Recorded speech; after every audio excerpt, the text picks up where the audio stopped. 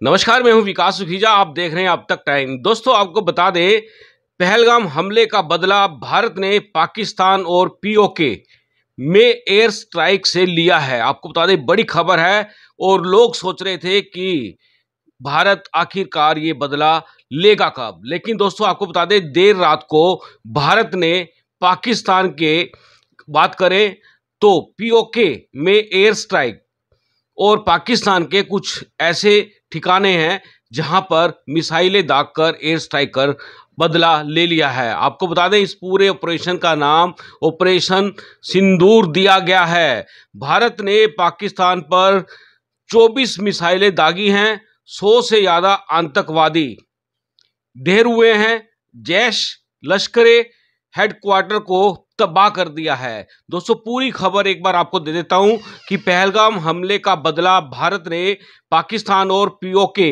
में air strike से लिया है। भारतीय सेना ने 9 आतंकी ठिकानों पर ऑपरेशन सिंदूर को सफलतापूर्वक अंजाम दिया है। भारत ने पाकिस्तान पर 24 मिसाइलें दागी हैं और इसके अलावा बात करें तो इस एयर स्ट्राइक में 100 से ज़्यादा आतंकी ढेर हो गए हैं। पीएम नरेंद्र मोदी लगातार इस पूरी सैन्य कार्रवाई पर नजर रखे हुए थे। पूरा का पूरा ऑपरेशन की मॉनिटरिंग की जा रही थी और इधर आपको बता दें, पाकिस्तान ने भी इस एयर स्ट्राइक की पुष्टि कर दी है। उनके भी ओर से पूरे मामले की जानकारी दी जा रही है। आपको बता देते हैं, भारत ने ठीक 15 दिन पहले, अगर बात करें, ठीक 15 दिन पहले, आज से 15 दिन पहले पहलगाम के अंदर सिविलियंस के ऊपर अटैक किया था और करनाल के लेफ्टिनेंट विनय नरवाल भी उस हमले में मारे गए थे और चुन चुनकर धर्म के नाम पर हिंदुओं पर हमला किया था और इसका जो खामियाजा आज पाकिस्तान को भुगतना पड़ रहा है। हमारे पास खबर आ रही है कि अभी तो ये ट्रेलर है, फिल्म अभी बाकी है।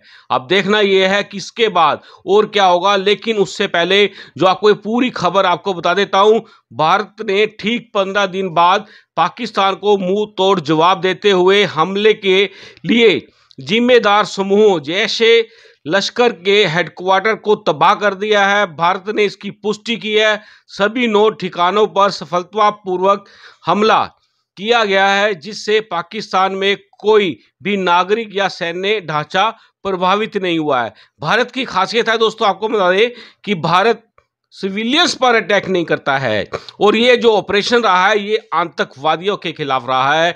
आतंकवादी चाहे कहीं भी किसी भी कोने में बैठे हो, लेकिन भारत किसी कीमत पर छोड़ेगा नहीं। और ये आपको मालूम है, अगर भारत को कोई छेड़ेगा तो भारत उसको छोड़ता नहीं है। आपको बता दें, यह हमला 22 अप्रैल को हुए आतंकी हमले के जवाब में भारत की कार्रवाई का हिस्सा है, जिसमें जम्मू कश्मीर में 25 भारतीय और 1 नेपाली नागरिक की जान चली गई थी। यह ऑपरेशन भारत द्वारा यह सुनिश्चित करने के लिए एक सुनियोजित कदम था कि हमले के लिए जिम्मेदार लोगों को जवाबदेह ठहराया जाए, जबकि आगे की स्थिति से बचने के लिए संयम बनाए रखना भी बड़ा जरूरी है और रखा गया है। प्रधानमंत्री नरेंद्र मोदी ने वरिष्ठ अधिकारियों के साथ रात भर ऑपरेशन की प्रगति पर बारीकी से नजर रखी और सूत्रों की बात करें तो प्रधानमंत्री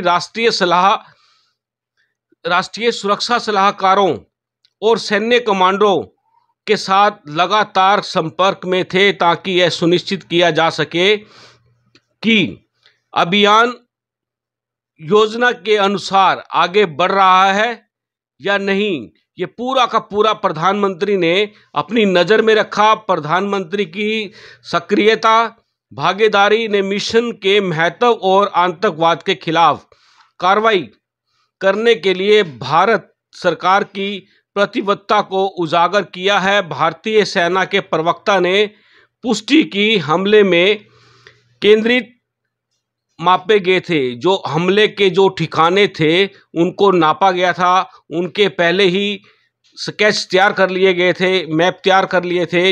लक्ष्य जिन्हें ज्ञात आतंकी शिविर और बुनियादी ढांचे के रूप में पहचाना गया, पाकिस्तान और पाकिस्तान के कब्जे वाले कश्मीर यानी कि पीओके में स्थिति स्थित थे। ये सारे ठिकाने पाकिस्तान के कब्जे वाले कश्मीर पीओके में स्थित थे। सेना के बयान में इस बात पर जोर दिया गया है कि किसी भी पाकिस्तानी नागरिक, सैन्य या आर्थिक बुनियादी ढांचे को नुकसान नहीं पहुंचाया गया, जो लक्षित आतंकवाद विरोधी प्रयासों के प्रति भारत की प्रतिबद्धता को दर्शाता है। भारतीय सेना के प्रवक्ता ने कहा है कि हमारी कार्रवाई केंद्रित और सटीक रही है।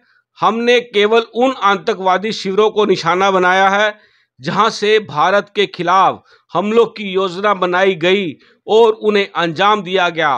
उन्होंने कहा कि न्याय हुआ है और न्याय के लिए भारत हमेशा तत्पर रहता है। दोस्तों, बड़ी खबर यही है कि भारत ने आतंकवाद के खिलाफ बड़ी कार्रवाई करते हुए, यानी कि कल रात बुधवार रात 9 आतंकी ठिकानों पर एयर स्ट्राइक की।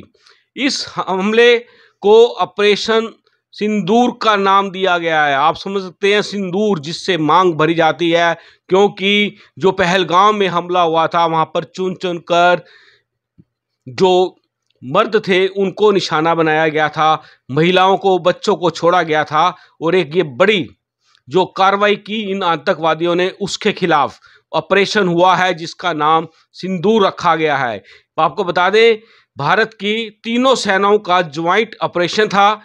भारत की पराक्रमिक सेनाओं ने पाकिस्तान के 4 और पीओके के 5 ठिकानों को टारगेट किया। आपको मैं बताना चाहूँगा कि ये टारगेट और ये ठिकाने कौन कौन से हैं। नंबर 1 पर आप नोट कर सकते हैं, भावलपुर पाकिस्तान अंतर्राष्ट्रीय सीमा से लगभग 100 किलोमीटर स्थित है, यानी कि 100 किलोमीटर दूर स्थित है। यहाँ जैश-ए मोहम्मद का मुख्यालय था जिसे भारतीय सेना ने ध्वस्त कर दिया। दोस्तों, 100 किलोमीटर भारत की सेना पाकिस्तान के भीतर घुस जाती है।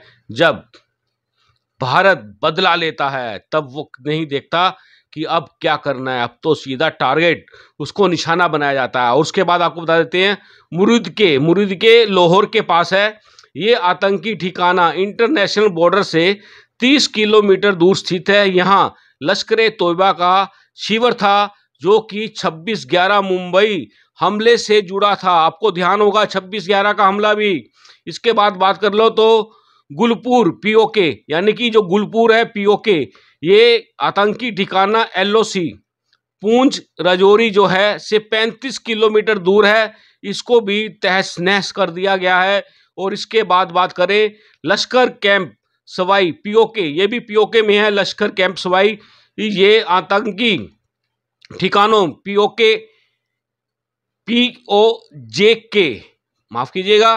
पीओजेके तंगधार सेक्टर के अंदर 30 किलोमीटर दूर स्थित है। इस पर भी हमला किया गया है। बिलाल कैंप जैश-ए मोहम्मद का लॉन्च पैड, ये ठिकाना आतंकवादियों को सीमा पार भेजने के लिए पाकिस्तान द्वारा इस्तेमाल किया जाता था। दोस्तों, इसका भी सत्यानाश कर दिया है। बढ़िया बात करें तो स्ट्राइक की है। और कोटली ये भी पीओके में आता है। एलओसी से 15 किलोमीटर दूर स्थित है लश्कर का शिविर। ये 50 से अधिक आतंकवादियों की क्षमता का ठिकाना था। इस पर भी हमला हुआ है।